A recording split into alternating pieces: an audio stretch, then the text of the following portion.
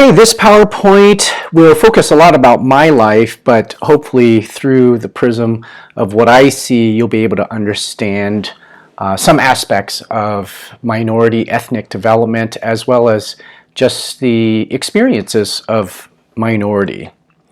So race matters. How do you understand race through experience? And in particular, my experience, I already mentioned, I am a psychotherapist in private practice here in the Seattle area.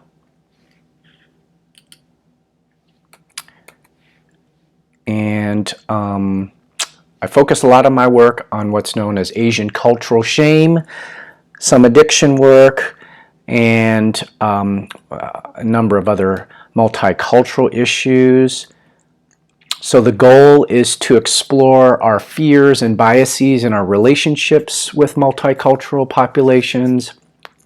The goal for the entire course, recognizing how race impacts mental health and identity development for ethnic minorities, and understanding how white privilege operates on a systemic level in the United States, whether we're referring to the criminal justice system, educational institutions, recreational, housing. It impacts so many various structures that are built into society. So why does race matter? It's part of America's past, it's part of our present, and it will be a part of our future. Maybe not, hopefully not as much in terms of racial hostility or fear or suspicion, but race as an identity, I think, will always be a component of who we are. So a bit about my journey. I am an Asian immigrant, first generation. Part of my journey involves both me and my two younger brothers and our parents and extended relatives acculturating to the United States. I also, because I come from a Chinese, specifically a Chinese heritage, that carries a lot of cultural aspects deeply embedded that's passed on through the generations. And one aspect is what's known as the honor and shame dynamic. They are two sides of the same coin when it comes to the tension that a lot of Asians navigate when they're here in the United States. I'm going to start it off by reading a spoken word poem. It is titled, My Passport to Pain. My passport to pain. My passport looks wrong, British for nationality, Chinese by ethnicity, living in an American democracy stamped through customs internationally. It's my passport to pain, culture of shame, teased for not being the same. Too Chinese to be American, too American to be Chinese, found solace in my need to please.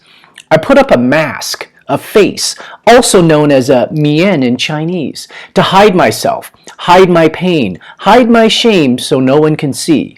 But God sees me though, through high and low, like Adam and Eve, naked and afraid, stopped when God firmly said, hey, you're redeemed, you're renewed, you're remade. So that spoken word poetry encapsulates a bit of my journey, a little bit more in terms of my background. As I mentioned, I'm specifically Chinese, and I'm an immigrant from Hong Kong. Hong Kong was once a British colony from the 1850s up until 1997, when Hong Kong was transferred back to mainland China. Here I am on the right-hand side. I'm a little toddler there in the mid-70s. I don't remember much about Hong Kong, because our parents moved us here to the United States when I was maybe 4 or 5 years old. Here's my dad and I on the beach of Hong Kong. If you've ever been to Hong Kong, it is a very humid place. Very humid all throughout the year.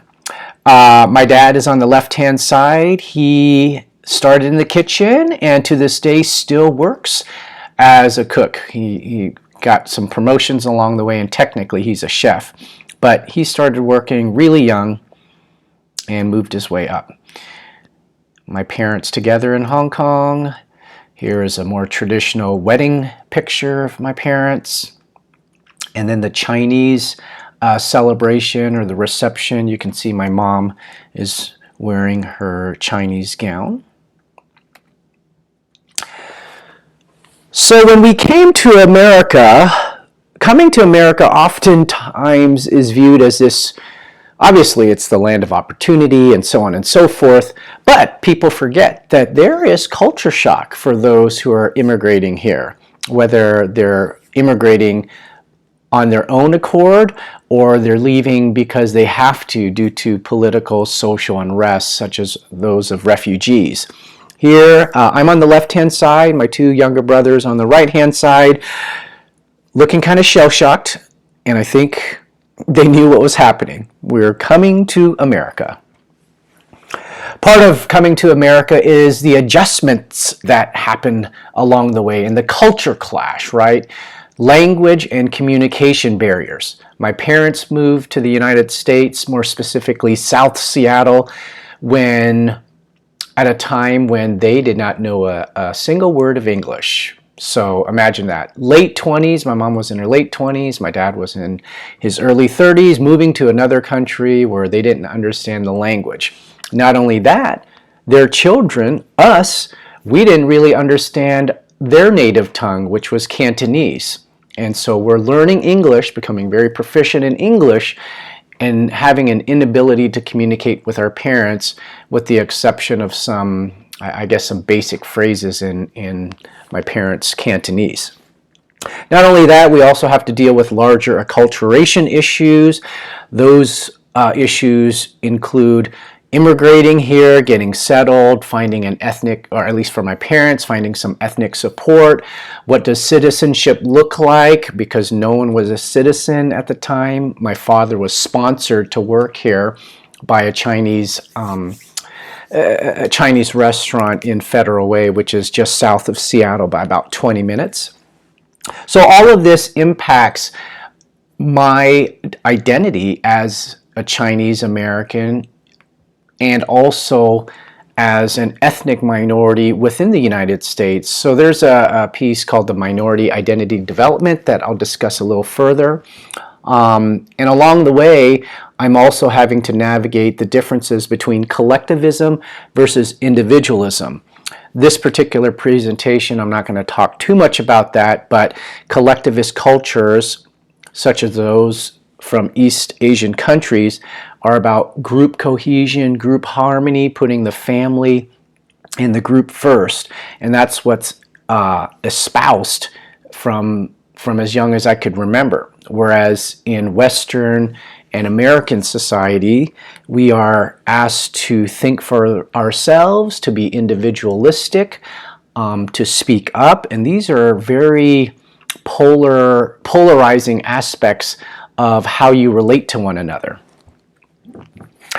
So we were the majority in Hong Kong, meaning even to this day, statistics bear out that native Cantonese speakers in Hong Kong make up close to 89% of the population in Hong Kong. It may have been much higher when my parents moved in the mid-70s. And then we moved to the United States, where we're clearly an ethnic minority. And not only an ethnic minority, but a minority within a minority culture. In South Seattle, it was a predominantly African American community with a growing Asian community. And this I guess wearing multiple identities was starting to take shape. I knew I was Chinese, at least, you know, in terms of what my parents' heritage. I also recognize that I'm American now. And aspects of being an American within an African American community meant, oh, a part of me was also being shaped by the African American community. So starting to realize, maybe on a very unconscious level, that there were multiple identities starting to give birth, so to speak.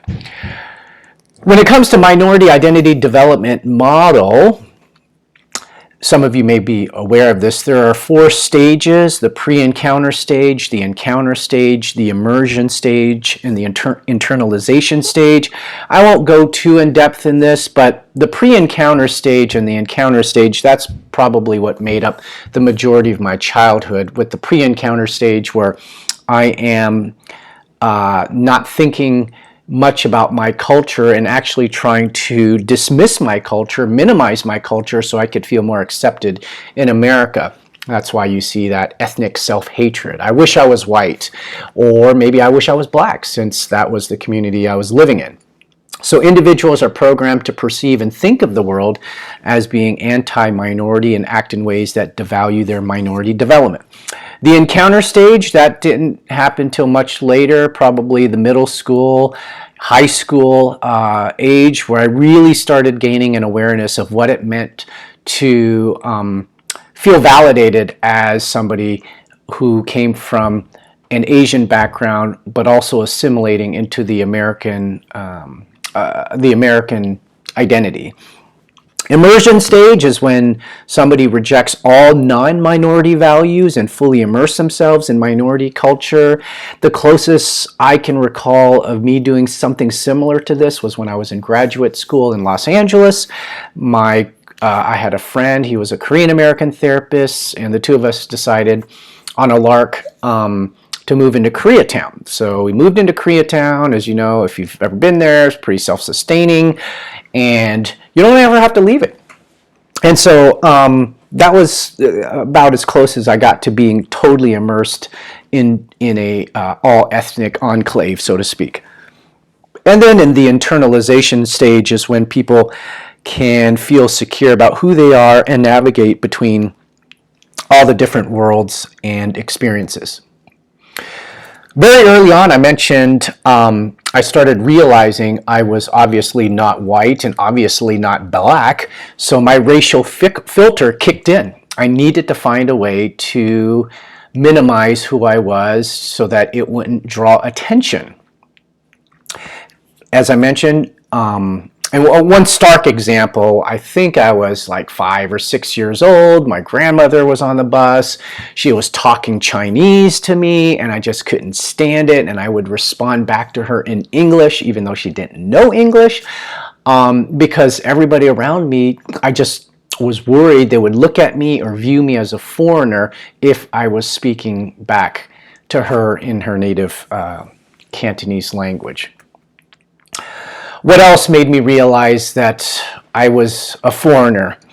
This is an example of a green card, and at the time it said resident alien at the top. So my green card said resident alien, my parents, my brothers, everything said resident alien. So I kept looking at these cards and saying, resident alien, I'm an alien? Like, wow. They've since changed it, so now the name is permanent resident.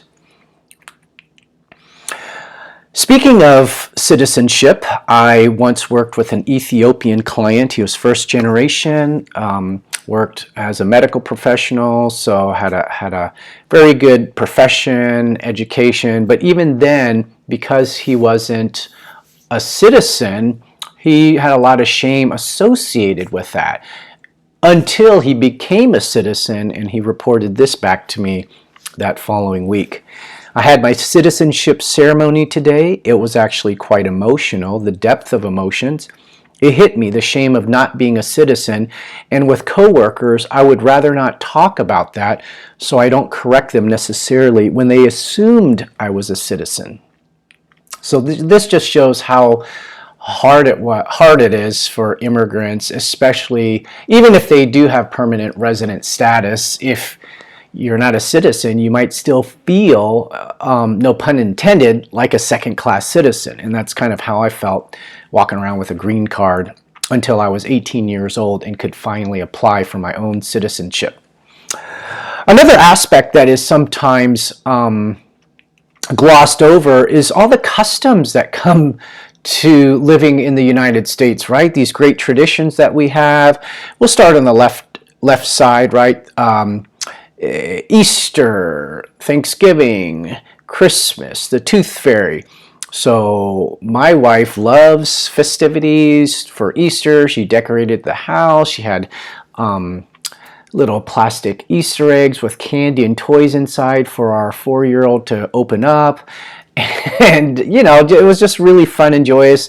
I would see them painting colored eggs, and short of just going to an Easter service, all the festivities is really not my thing because our parents didn't do that. They didn't even know anything about Easter.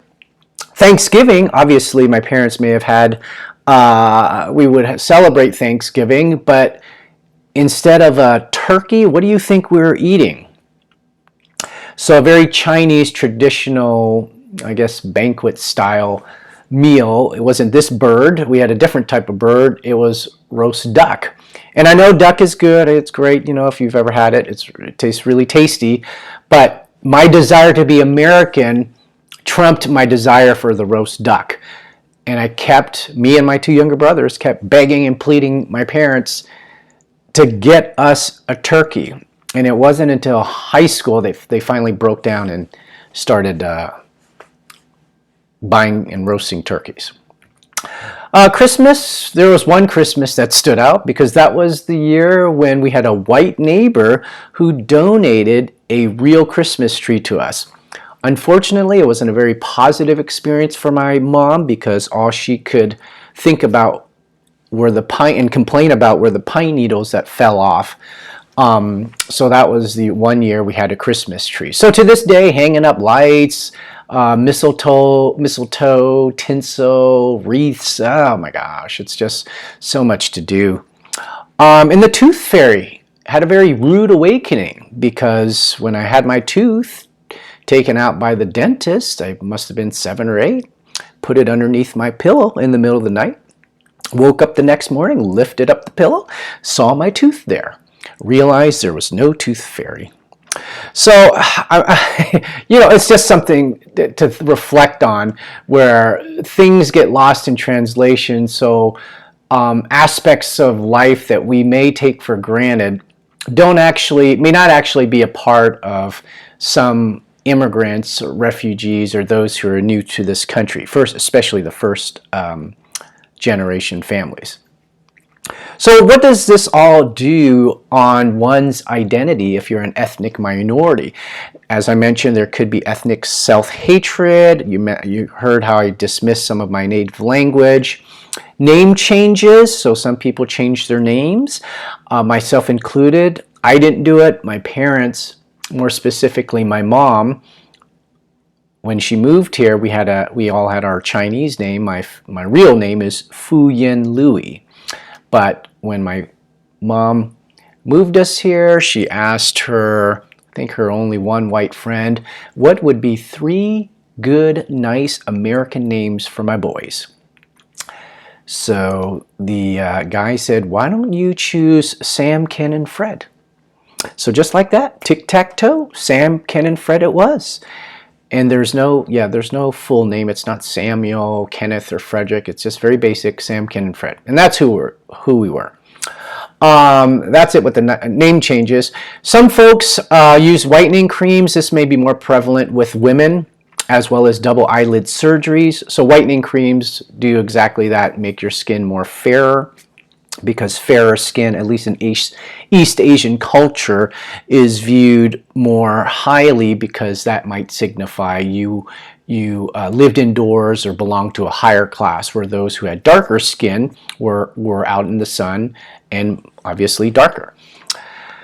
There's a procedure known as double eyelid surgery where some Asians have what's known as a single slit, and it's very common. These surgeries are very common in South Korea. So folks would fly from all parts of the world and have what's known as a double eye surgery to look more Western or more attractive. Talked a little bit about being embarrassed of using my native Cantonese, but how about just being embarrassed by my culture altogether, right? Whether it's food or customs or anything related to my culture early on, I just wanted to minimize it and deny that was there. And obviously on the more extreme end, the impact of being an ethnic minority is the ever-present fear of not only discrimination, but on the extreme end, hate crimes. This is a picture of me in high school. I belonged to what was known as SCAA, the Seattle Chinese Athletic Association. It was during this time where I really started to develop an appreciation of who I was becoming as an Asian American. The reason why I say that, this is part of that encounter stage. I was finally meeting not only my own peers, but folks who are a generation older, like the coaches who are ethnic or had some ties to the ethnic community, and they looked like me, they talked like me, and they had college educations, they worked as teachers, in medicine, you name it. They were just regular folks. Whereas up until this point in time, most of the adults I knew were my parents' friends and relatives who were immigrants, didn't grow up in the system, the American system. So it was very hard to relate to my relatives and my relatives' peers. In the world of work, I realized race played a factor. There was a McDonald's down the street, so when I turned 16, I went in there, dressed really nicely, and applied to work there. I'm not sure if you would guess what happened, but I was not asked to come back. And I wondered to myself, was race a part of this? Now, you might be, depending on your own background, you're like, oh my gosh, Sam, are you being a little too sensitive here? Now follow along. This McDonald's at the time was 100% African American employed. The manager who interviewed me was black. All the employees were black. So at the time, even going into the interview, I knew that, oh my gosh, I'm different from everybody who works here. And he probably passed me up because I was different. Not necessarily saying he was racist, but maybe because he had never had any associations with Asian folks. What was he to hire me upon, right? There's no job reference where we had mutual friends. So it's all about comfort, and I can see why he didn't hire me, but at the same time it stuck in my head like maybe he didn't hire me because I wasn't black. So then I went to a car wash down the next city over, which was predominantly white. Everybody was white. A little ironic here. I had to take a psychological test here to be employed at the car wash. It was one of those weird ones where, like, have you ever stolen anything? Yes, no, yes, no. I probably failed the test miserably. Nevertheless, I didn't get hired here, and I wondered if it was because I wasn't white. Eventually, I did end up getting a job, and that was because my uncle gave me a reference to a Chinese grocery store. But that grocery store, once again, I didn't speak. My Chinese was not very good, so people kind of made fun of me when working there. In college, there's my roommate to the left. This is at Western Washington University in Bellingham. He belonged to the African American Alliance. I belonged to the Asian American Student Union. And I remember I had white friends who, they were kind of dismissive, like, where are you going and why are you going? And then they would joke that, oh my gosh, Sam, if we ever had something, like the white association, everybody be up in arms. And I never really understood that at the time because, I was just in my early 20s, but now that I reflect back on it, it's like, well, you guys have that everywhere. It's called American society. And the other piece is, you did not, this is the piece that I guess rubs me the wrong way. You don't have to be Asian or black to be a part of these associations. You just have to believe in the mission statement. And I think part of what we were trying to do is help each other navigate the minority experiences when it comes to being on campus, in college, the college experience of what does it mean to be a minority, but also what does it mean to go into fields that maybe our Asian parents would be against, and then at least you had peers that you could talk to and network with and discuss ways to get some support. So unfortunately, my friends or my white friends didn't understand how that aspect came into play. My first career was working as a television news reporter. And depending on where I was working, my first jobs were in small cities such as Yakima, Washington, and Missoula, Montana. Then my sensitivity to being Asian and or ethnic stood out because I was the only ethnic person in the newsroom in a lot of these places. So what does that mean, being the only ethnic person? You may have heard that term, token Asian person or what have you, or token African American. And yeah, that's what it feels like, that you're just there to hit a quota. And then, so when you're hired, you're always wondering, or at least you have to try to prove people wrong, that, oh my gosh, did I get this because of merit, or are they hiring me because of my race? Obviously, race does play a role, but you can see how if you're white and you get a job in any company USA, you don't have to worry about people wondering if they hired you because of your race. So that's one piece to consider. When I moved to Toledo, Ohio, race was really becoming a factor because Toledo was very blue collar, industrial, a lot of union jobs, and there was a Toledo Jeep plant there. And so they made most of the country's Jeeps. And I remember in particular, if you worked there and you tried to park there, they had separate lots much farther down for those who drove imports. At the time, I think I drove a Honda around town. I just kind of wondered, oh my gosh, what are people going to think about me? And moving us to fast forwarding to today, I know I skipped a lot of years in between, became a therapist, went to grad school, so on and so forth, moved back home to the Seattle, Washington area.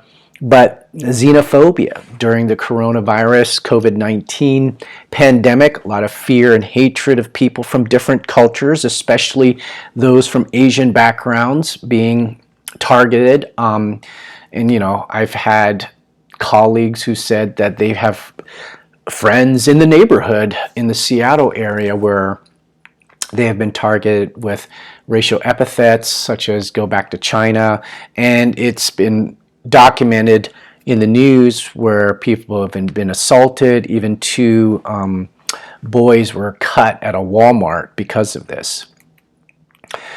So I'm going to end this presentation with a spoken word poem that was triggered from Trump's comment when he called the coronavirus the Chinese virus, and how a lot of folks to this day still don't recognize that there are racial implications to calling a virus the Chinese virus.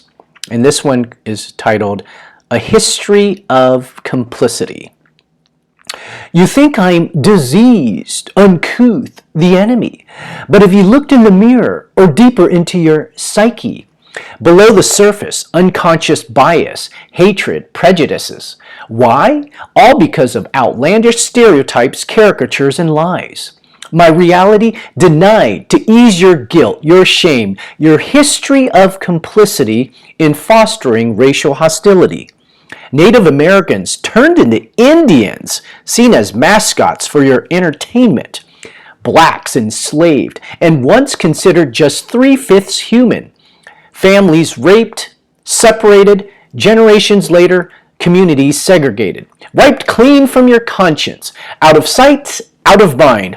Great Scott, you declare, it's their problem, separate but equal.